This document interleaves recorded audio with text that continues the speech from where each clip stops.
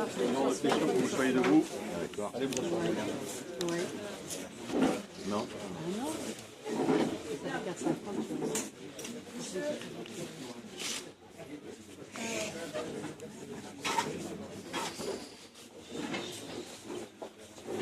Quelques mots préalables pour répondre pour vous informer de mon projet, avant évidemment de répondre à vos questions. Le premier axe de mon projet, l'urgence, c'est d'assurer la stabilité juridique de la profession. Parce que les pêcheurs et d'ailleurs les aquaculteurs professionnels français souffrent des effets néfastes de l'instabilité juridique et de la multiplication des normes réglementaires françaises et d'ailleurs européennes, qui évidemment, et vous vous en plaignez à juste titre, affectent leur métier et pèsent sur la croissance du secteur. Il faut prendre évidemment en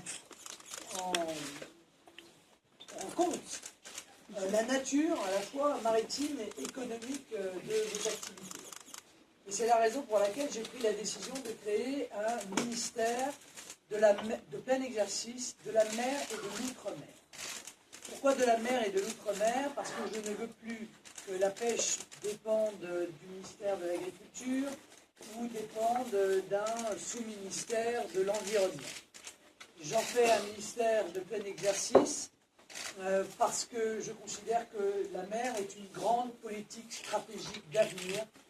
C'est un gigantesque territoire en jachère et il me semble que ça permettra également de redonner au travers de ce ministère de la mer à nos compatriotes ultramarins un rôle économique aussi qui leur permettra un développement qu'ils n'ont pas pu avoir depuis maintenant des années.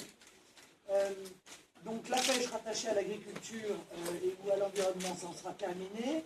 D'abord parce que les intérêts défendus ne sont pas les mêmes et ils sont même parfois, il faut bien le dire, contradictoires.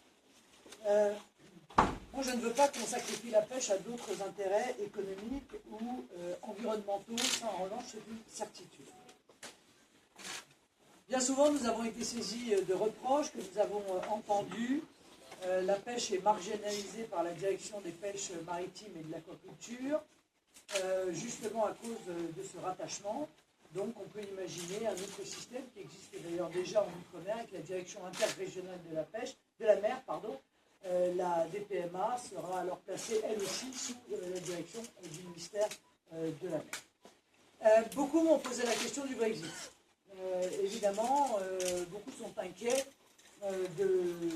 particulièrement, il faut bien dire, les pêcheurs de Bretagne, de Normandie et du Nord, qui pêchent actuellement dans les eaux de la zone économique exclusive du Royaume-Uni.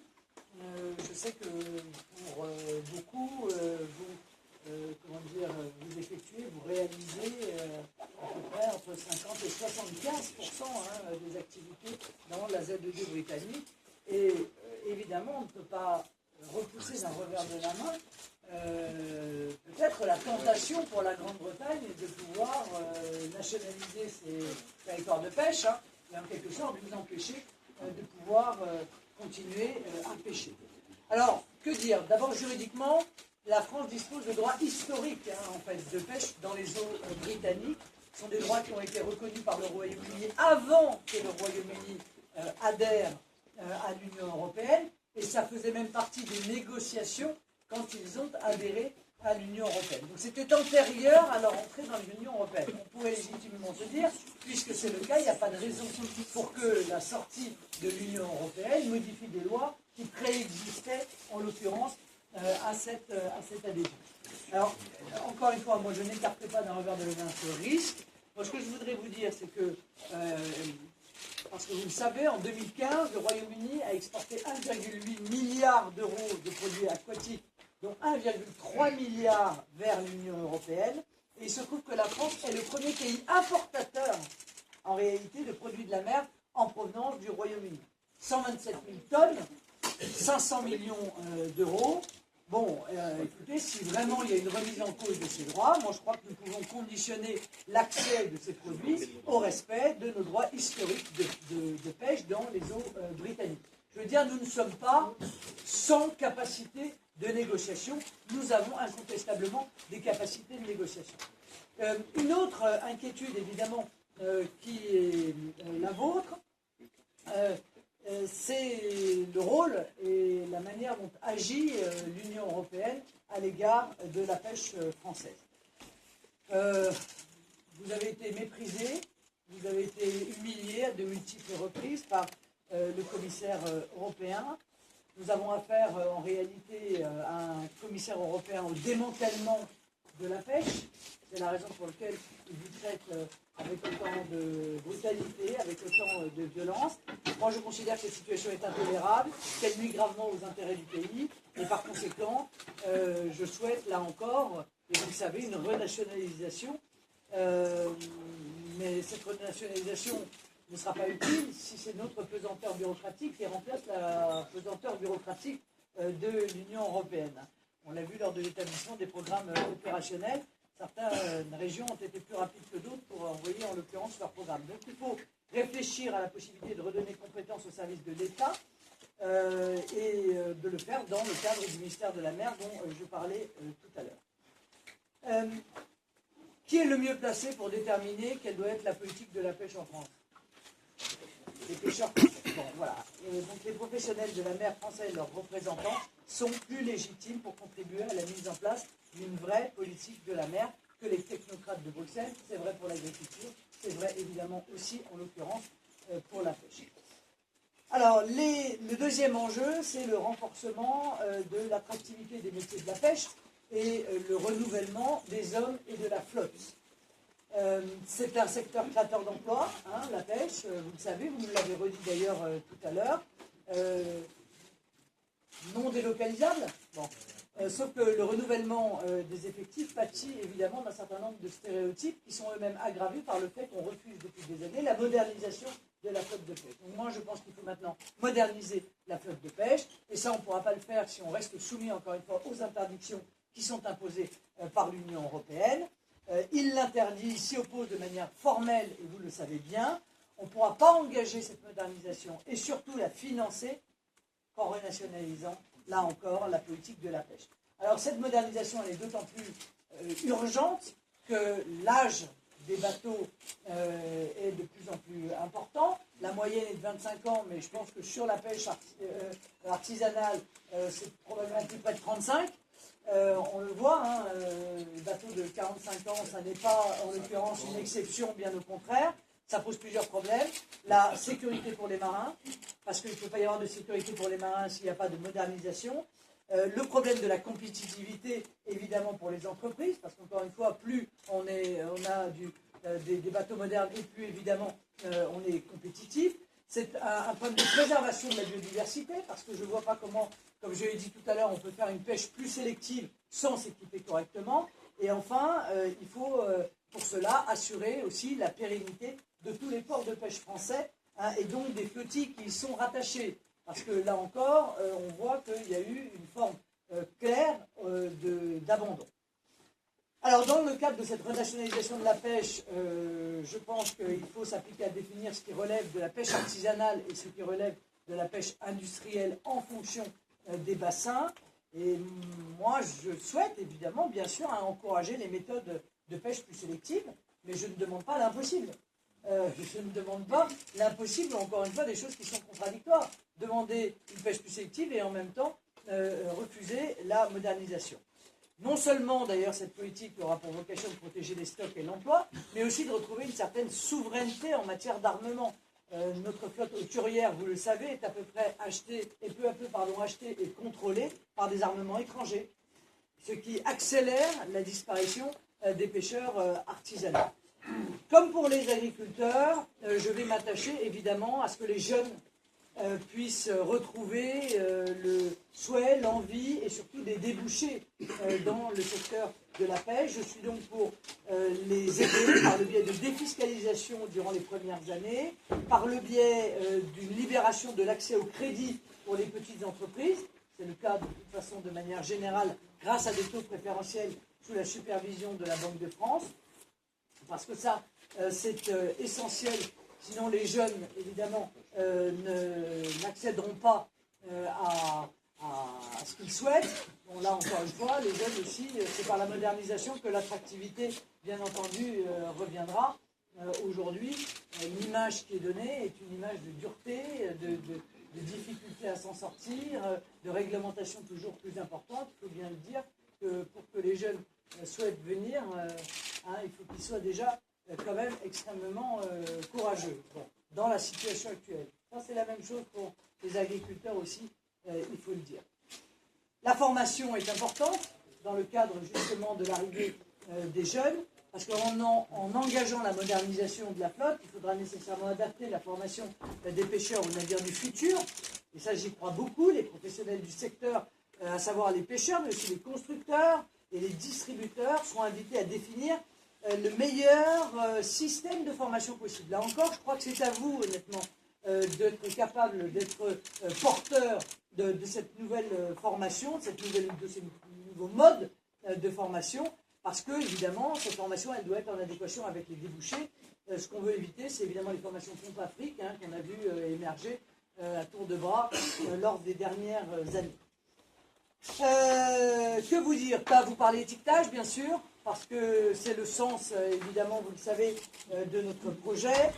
Nous souhaitons encourager la création de labels de qualité et d'un étiquetage renforcé sur les origines qui vont permettre de rehausser le prestige de la profession tout en fléchant la consommation, parce que moi je crois que les Français veulent faire du patriotisme alimentaire, mais qu'en réalité on ne leur donne pas la possibilité de le faire. Il faut donc leur donner la possibilité de le faire pour pouvoir les pousser à aller vers des produits auxquels ils pourront faire confiance.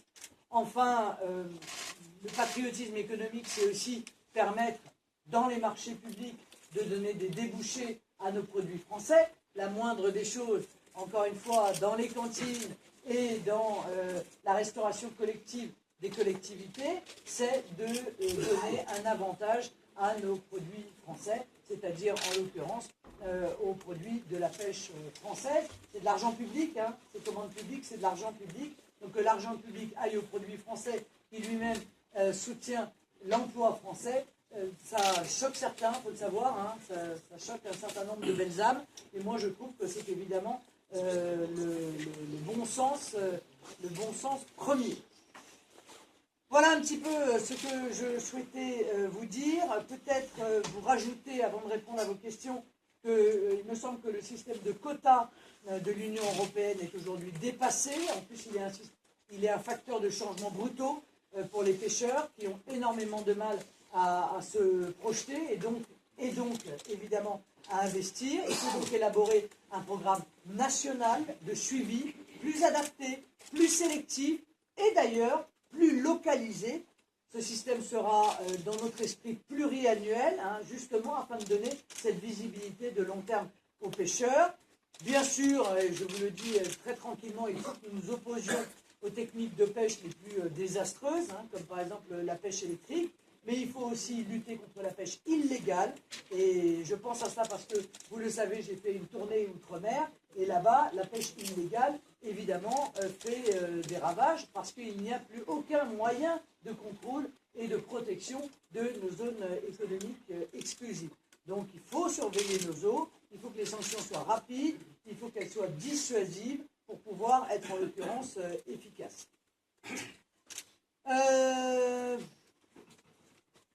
Encore une dernière chose, moi je suis pour un ministère de la mer, vous le savez. Je pense qu'au travers de la mer, nous avons vraiment des capacités absolument extraordinaires pour l'avenir, dans tous les domaines, dans tous les métiers de la mer. Mais la pêche ne doit plus être une variable d'ajustement de l'économie bleue, elle doit en être le socle. Ça veut dire que toutes les planifications des activités maritimes, dans mon esprit, doit passer par la prise en compte de l'antériorité des pêcheurs sur les zones convoitées. Voilà. On ne dira jamais assez que les autres activités d'essence industrielle disposent de moyens financiers, disposent de moyens technologiques qui leur permettent de ne pas impacter les activités de pêche, encore faut-il que ce soit dans les cahiers des charges. Or, aujourd'hui, ça n'est même pas dans les cahiers des charges. Donc oui au développement de l'économie de la mer, oui au développement de ces multiples métiers de la mer qui vont bien, et de ces richesses qui vont bien au-delà des richesses halieutiques, mais pas sur le dos des pêcheurs, pas contre évidemment leurs intérêts. Je rappelle, puisqu'il y a un projet délirant qui est prévu ici, que je suis radicalement opposé aux éoliennes, qu'elles soient terrestres ou maritimes. Je pense que ceux des écologistes, je le dis clairement, qui viennent nous dire que c'est écologique d'aller déverser l'équivalent, on me disait, de la moitié d'un stade de football de ciment multiplié par le nombre d'éoliennes qu'on veut installer, c'est écologique, eh bien, très honnêtement, ils se décrédibilisent totalement. Non seulement c'est tout sauf écologique, mais c'est un dégât qui est irréparable. Il faut le savoir, c'est irréparable. Personne, on pourra démonter les éoliennes, ça c'est sûr, mais personne n'ira jamais rechercher ces centaines de tonnes de ciment qui seront au fond de l'eau avec toutes les conséquences que ça peut avoir. Voilà un petit peu ce que je voulais vous dire. Je suis bien entendu, moi et Lève Blanc qui est à mes côtés, et Gilles Penel à votre disposition pour répondre, et Gilles Le Breton, puisque nous nous battons comme députés européens avec beaucoup de virulence pour défendre la pêche française. Je peux répondre à vos questions sur les dossiers qui, au passage, sont actuellement en transition devant le Parlement européen. Voilà, messieurs et mesdames.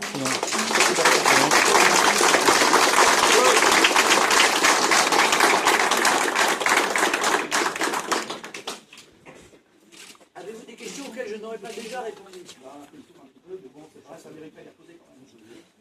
Bonjour, alors Marine, merci de me donner la parole. Donc, je voulais aborder une question. En Bretagne, la flottille vieillit, la moyenne d'âge est actuellement de 28 ans.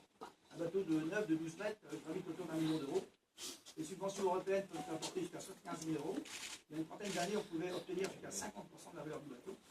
Les prix ont flambé, les charges ont augmenté, les prix du poisson n'ont pas réellement bougé. Peut-on encore encourager un jeune à se lancer au plus tôt, s'il envoyé au suicide, avec des traites mensuelles démesurées? Que pensez-vous et croyez-vous encore à l'avenir de la pêche française?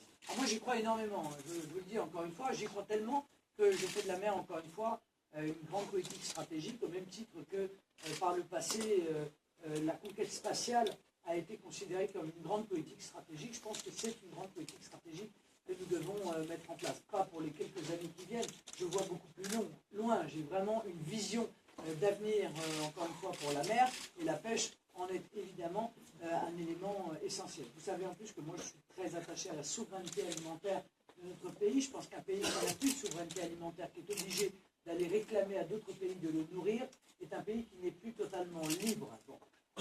Et donc je ferai tout ce qui est en mon pouvoir au travers de l'ensemble des mesures qui sont celles que je vous ai en partie décrites pour redonner un avenir et un bel avenir à la pêche française. Et encore une fois, moi je ne viens pas vous mentir, je ne viens pas vous raconter le crâne, je ne viens pas vous dire qu'on va sauver la pêche française en restant dans le cadre de la situation actuelle des interdictions de l'Union européenne. C'est-à-dire aujourd'hui, combien de ministres de la mer j'ai vu passer, et vous donc, je me souviens à Boulogne, il y avait des blocus, j'étais avec les pêcheurs à Boulogne, et les ministres arrivaient, c'est toujours la même chose. Ils disent, mais non, vous inquiétez pas, on va vous défendre, on va aller à Bruxelles, on va taper du poing sur la table, etc. Et puis au bout de 3 jours, ou 4 jours, ou 3 semaines, ou 4 semaines, ils revenaient piteux, en disant, ah mais regardez, on vous a trouvé 10 millions. Voilà, allez, hop, les piécettes pour les pêcheurs. Non mais c'est pas comme ça que ça se passe. C'est à chaque fois comme ça que ça se passe. Et en fait, on essaye d'acheter la paix en disant, bah tiens, on met une subvention qui est souvent d'ailleurs dérisoire quand on voit les dépenses par ailleurs qui sont faites sur des sujets qui ne méritent franchement pas de dépenser un centime. Et voilà, et au fur et à mesure, on dégoûte les pêcheurs et évidemment on dégoûte aussi les jeunes. La technique utilisée pour la pêche est la même que pour l'agriculture. Moi, je crois vraiment qu'ils veulent le démantèlement de la pêche et de l'agriculture française. Donc, on réduit les revenus, on empêche de pouvoir envisager un développement de son activité, notamment dans la pêche traditionnelle. Et dans ces conditions-là, on dégoûte évidemment les acteurs au point qu'ils mettent la clé sous la porte. Voilà.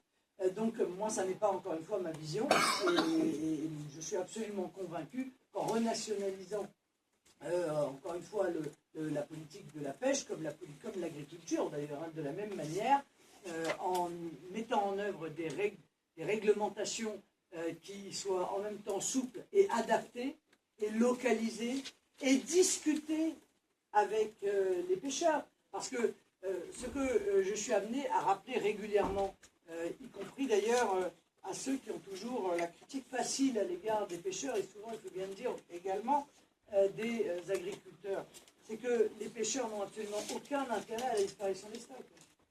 Enfin, s'il y en a bien qui, honnêtement, vont être immédiatement subir un impact direct si les stocks diminuent considérablement, c'est bien les pêcheurs. Donc, voilà. Donc ils sont les mieux placés pour participer à cette réflexion et pour pouvoir, encore une fois, adapter à chaque situation, à chaque bassin de pêche, en quelque sorte, les critères qui doivent être choisis. Est-ce qu'il y a d'autres questions? Bonjour, Thomas Laurent de l'Autorité ostréiculteur traditionnel. Depuis 2005, nous avons le label huître née en mer. Que des huîtres naturelles, donc née en mer. Depuis 2 ans environ, en Commission européenne est appliqué le label huître naturelle à une huître d'écloserie. Nous souhaitons, que l'étiquetage soit fait sur toutes les huîtres, sur tous les marchés, sur tous les commerces. Parce que justement, le problème d'étiquetage en mettant une huître d'écloserie n'est pas naturel. À partir de là, on se doit, nous, de défendre par rapport à notre politique. Bien sûr, mais il faut mettre de l'huître française surtout. L'huître, bien sûr. Non, mais c'est ça qui est interdit par l'Union européenne. Hein. C'est la transparence totale. De toute façon, à chaque fois, c'est pareil. On a les mêmes problématiques avec les produits. On en a parlé hier avec les éleveurs de porc qui sont dans la même situation. C'est qu'en fait, il n'y a pas de transparence. Parce que l'Union européenne ne veut pas de transparence. Parce que par définition, elle veut que ce soit le moins disant, enfin qui gagne. C'est le bas de gamme qui doit absolument gagner. Donc, on s'aperçoit que l'étiquetage n'est pas mis en œuvre, que les contrôles, d'ailleurs, ne sont pas faits, et que donc, on ne peut pas mettre en place ce qu'on appelle une concurrence loyale. Il ne s'agit pas, encore une fois, de tout fermer. Il s'agit qu'il y ait une concurrence loyale et que les consommateurs puissent avoir droit à une réelle information. Tu as quelque chose à rajouter? Oui, c'était sur les différents types de production qu'on a en France. C'est ce monsieur qui parle, c'est l'Ève Blanc. C'est au sujet des différents types d'ostréiculture que nous menons en France, que quand même beaucoup des huîtres consommées en France sont françaises. Il y a en effet un besoin de clarification selon les bassins, un peu comme on parlait tout à l'heure des zones de pêche qui sont gérées tout en haut et qui sont immenses. Sur tout ce qui est ostréiculteur et conchyliculteur, il faut zoner mieux et il faut pouvoir, en fonction des traditions locales, le montrer et le rendre très transparent pour les consommateurs et pour les producteurs. C'est sûr que l'approche européenne et l'absence, franchement, d'intérêt parce que la marque France, ça marche bien. Hein. L'absence d'intérêt des pouvoirs publics là-dessus nuit à toute la filière, pas que à vous, à l'ensemble. Et que ça, c'est pareil, c'est quelque chose qui doit être repris en main pour que cette transparence soit faite par bassin. Oui, bonjour. Bonjour. Voilà, moi, je représente des petits récoltants de riz, d'algues. Et on aimerait savoir si on peut encore espérer avoir un avenir, parce qu'en l'espace de 15 ans, de 35 récoltants, on est passé à 9 récoltants. Et on sent bien qu'il y a une pression, d'autant plus quand on se retrouve dans une réunion, qu'on est 4 récoltants et qu'il y a 50 personnes autour de nous pour statuer sur notre compte, entre parenthèses. Et on sent bien que on nous donne l'impression que nous, il faut qu'on arrête pour permettre à d'autres de prendre notre place, quoi. Alors que ça fait 30 ans qu'on récolte les algues de rive. Et c'est de génération en génération. Sur les 9 récoltants, on est 6 récoltants de la même famille. Donc on aimerait savoir si les algues peuvent avoir un avenir sans plus qu'on est aussi marin-pêcheur. Donc on est doublement impacté, quoi. Alors, Que les algues aient un avenir, moi j'en suis absolument convaincu. oui. Hein non, mais j'en suis convaincu, c'est-à-dire que je pense que la recherche va, enfin déjà honnêtement, enfin, au-delà de votre problème spécifique, déjà la recherche avance énormément, et notamment pour réfléchir à se servir des algues en base de nourriture pour les animaux, etc. Et il y aura des choses qui sont extrêmement intéressantes, extrêmement importantes pour les médicaments, pour les particules qui sont contenues dans les algues. C'est extrêmement important pour nous aussi, vous avez raison. Et donc je pense qu'il y a effectivement un grand avenir. Mais là, c'est un problème plus spécifique. Oui, parce que nous-mêmes, on essaye de creuser un petit peu le problème, voir qu'est-ce qui ne va pas au niveau des algues, parce que ça prend une ampleur extraordinaire en ce moment. Hein. Et on voit les gens, ils arrêtent les uns après les autres parce qu'ils n'arrivent plus à payer leur charge sociale. On leur demande, maintenant on va leur demander de payer des licences, des timbres sur chaque espèce d'algue. Et on nous demande trop d'argent vis-à-vis de ce qu'on gagne. Donc, on ne peut plus, quoi. Moi, je vois, ça fait 30 ans que je fais ça. Madame, excusez-moi. Je crois que nous nous étions rencontrés avec M. Oui. Le Breton Oui. il y a Oui. 3 ans de ça, et on avait Justement. longuement échangé Voilà. avec un responsable de comité des pêches qui n'avait pas envie de se laisser faire. Non, mais ce monsieur du comité local des pêches, que je ne vais pas donner le nom, il se lance actuellement justement dans la culture d'algues. C'est là que je voulais en venir. Et nous qu'on est acteurs depuis 30 ans, on essaye de nous évincer Bah en fait, de ce projet. C'était le débat il y a 3 ans, et malheureusement, les choses n'ont absolument pas changé. Non, mais Vous sans pire. dépendez de fonds qui sont Sans ceux pire. du FEAMP, un fonds structurel européen, qui est après délégué à la région, en collaboration, entre guillemets, sur un cahier des charges qui est quand même dressé majoritairement par la Commission européenne et vaguement validé par le gouvernement français. Le problème, c'est qu'une fois que ça arrive en bas, et on en avait longuement parlé, ça arrive dans les comités des pêches, ça fait des réunions à n'en plus finir. Déjà, je crois que vous m'avez dit qu'il faut bon monde y aller. D'ailleurs, aussi. C'est long. Ça demande des gros financements derrière pour avoir ces fameuses subventions. Vous n'êtes pas des gros acteurs, vous êtes des acteurs artisanaux qui vivez du littoral depuis des générations et votre place était complètement oubliée. Mais alors totalement. Je pense aussi à la pêche à pied, la petite pêche à pied, qui est beaucoup de retraités de la pêche, des licences de pêche à pied. On regarde les papiers européens, ils n'existent pas. Ils n'existent pas. Et donc, quand Marine Le Pen tout à l'heure parlait d'avoir une vision française de cette pêche, c'est est-ce que, vu par bassin, on reprend la même problématique, la manière d'exploiter les algues ici n'est pas la même que dans le nord de la France. La manière de faire des huîtres dans le Cotentin n'est pas la même que dans le bassin d'Arcachon.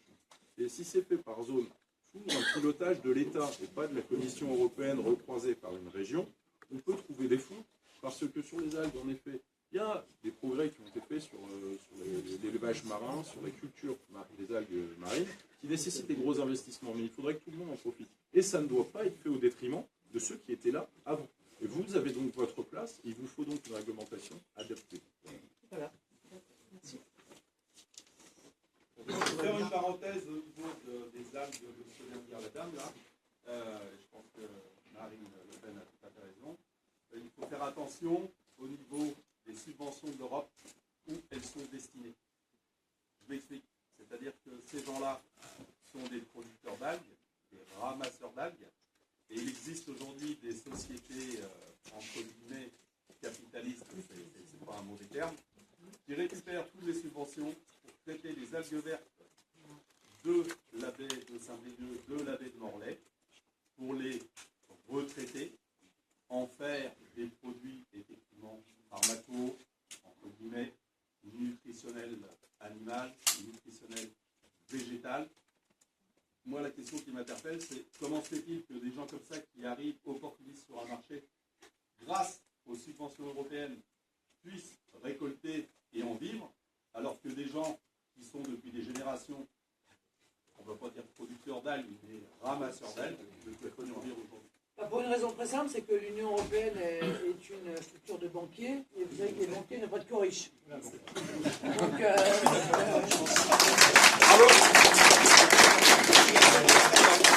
Il faut rassurer la dame. Non, mais voilà, le problème, c'est que... Si Non, mais c'était voilà, proprement le à la problème, place c'est que d'autre chose.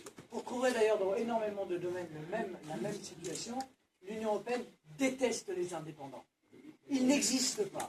Voilà. Ce qu'elle veut, c'est des grosses structures, quel que soit le domaine, voilà, quel que soit des notaires, aux taxis, en passant par les pêcheurs, les agriculteurs. Elle ne veut que des gros acteurs, parce que c'est tellement plus facile, honnêtement, de négocier avec une dizaine d'acteurs autour d'une table que de négocier avec des milliers, des dizaines de milliers, des centaines de milliers d'indépendants. Voilà. Donc elle veut, moi je crois, la disparition des indépendants, ce qui m'avait amené d'ailleurs à dire il n'y aura pas de France indépendante sans France des indépendants. Et moi je suis clairement la candidate des indépendants. Voilà, quel qu'il soit d'ailleurs, cet esprit de liberté, cet esprit d'indépendance, cette manière de gérer son propre métier comme on le souhaite, c'est une des marques de fabrique de la France. Ça fait partie de notre identité économique et ça déplaît incontestablement beaucoup à l'Union européenne. Alors, vous avez 30 000 lobbyistes qui viennent comme ça à la Commission pour défendre des très gros intérêts économiques. Il est évident que vous ne les intéressez pas. Et par conséquent, vous serez, à chaque fois qu'un choix doit être fait, vous serez sacrifié dans le cadre de ces choix. Et non seulement on tranche, l'Union européenne, la Commission européenne tranche toujours au bénéfice des gros contre les petits, mais de surcroît, elle finance les gros, qui normalement ne devraient pas en avoir besoin. Voilà, elle finance les gros pour finir d'achever les petits. Bon, ben c'est aussi tout cela contre lequel nous nous battons, et c'est tout cela qui nous fait dire qu'on ne peut pas continuer dans cette situation. Et je parle sous ton contrôle, Gilles, mais c'est ce que tu vois, je crois, tous les jours. Alors effectivement, moi je suis au cœur de la machine européenne, et si je suis devenu de plus en plus hostile à l'Union européenne, c'est que je vois comment elle marche de l'intérieur. Et je peux vous dire que ce que vient de décrire Marine Le Pen, ça ne concerne pas que les pêcheurs. En ce moment, je rencontre pratiquement une profession chaque jour. Eh bien, je m'aperçois que tous ceux qui font leur profession de façon artisanale, indépendante, etc., éprouvent les mêmes difficultés que les pêcheurs artisanaux. Hier, c'était les agriculteurs. Bon, donc vous connaissez tous les gros problèmes. Et même une profession qu'on croirait plus épargnée comme les notaires, que j'ai rencontré il y a 2 jours, eh bien, sachez que les notaires de campagne se font beaucoup de soucis. Ils subissent une attaque en règle de la part de l'Union européenne, et on s'efforce de les défendre aussi, parce que les études de campagne structurent aussi l'aménagement du territoire. Si les études de notaires disparaissent, ça va contribuer encore davantage à désertifier les campagnes. Donc vous voyez, c'est un combat vraiment global. Vous, on vous défend, mais sachez qu'on défend aussi tous les indépendants, tous les artisans, contre cette machine à broyer qui est devenue l'Union européenne. Dans lequel vous pouvez intégrer les artisans, les commerçants, les petites mutuelles qui sont en voie de disparition, les petites banques qui sont en voie de disparition, les pharmacies indépendantes qui sont très attaquées par les gros labos, etc., etc., etc. Vous voyez, il y a quand même un phénomène qui est un phénomène global, objectivement, d'attaque en règle des indépendants, dans le but, un petit peu de... Oui, c'est ça. Un jeune qui veut acheter un bateau, il va falloir qu'il apporte un bateau d'occasion, parce que peut détruire un bateau neuf, un bateau d'occasion, pour en faire un neuf. Un jeune qui se lance, il va falloir en plus qu'il en va demander un banquier, parce que c'est des bateaux qui ont plus de 25 ans, 50% d'apport pour acheter un bateau. Tout ça, ils vont trouver des bateaux qui valent au moins minimum 200 000 euros. Je ne vois pas un jeune partir avec 100 000 euros, minimum. Un très vieux bateau, qui va avoir des emmerdes avec, et qui va couler, il va se casser. Et les banquiers lui prêtent pas l'argent. Et qui ne lui permettra pas de travailler en sécurité. Donc ça, on va arriver, il y aura peut-être plus de poche. Alors, moi, je vais revenir à une question qui a déjà été abordée. Que ferez-vous pour le zéro rejet inadapté à la plupart des flottilles, et que pensez-vous des gâchis que supporte la pêche en général, en rejetant des tonnes et des tonnes de poissons nobles, c'est-à-dire des poissons de bonne valeur marchande, faute de quotas? Le scientifique affirme que la mer s'appauvrit. Il faut savoir que les rejets alimentent les poissons des crustacés. Le zéro rejet va déséquilibrer l'écosystème. Ces poissons sont destinés à faire de la farine pour alimenter les piscicultures. À part que l'avenir de la pêche est dans l'aquaculture, est-ce que vous pensez que celle-ci doit venir au secours de la pêche naturelle? Ouais. Alors là, c'est toujours pareil. On ne fait pas de différence entre les gros et les petits. C'est-à-dire qu'on se retrouve là encore dans un phénomène que nous connaissons très bien. On applique aux petits une réglementation qu'en réalité, ils ne peuvent pas supporter et qui aurait vocation à ne s'appliquer qu'aux gros. Voilà, c'est ça le problème. parce que vous demandez de respecter l'ensemble de ces consignes, c'est en réalité vous priver d'abord d'une partie de vos revenus, hein, ça c'est incontestable, sans compter les allers-retours qu'il faut faire, etc., le gasoil, et voilà. Et donc moi je pense que ça c'est vraiment le genre, comment dire, de manière simple, claire, évidente, symbolique, c'est presque le symbole d'une réglementation qui en réalité n'aurait pas vocation à s'appliquer, moi à mon avis, hein, aux petits. Voilà, tout le monde, vous comprenez, c'est le problème. Plus vous vous éloignez, vous comprenez, en termes de prise de décision, et plus vous allez avoir une réglementation qui va vous tomber dessus, sans faire alors pour le coup aucune différence entre la taille des différents acteurs. Un pêcheur artisanal, il veut, combien de temps vous mettez, ça vous prend combien de temps, toutes ces nouvelles réglementations là? Bon. Un certain temps pour en plus,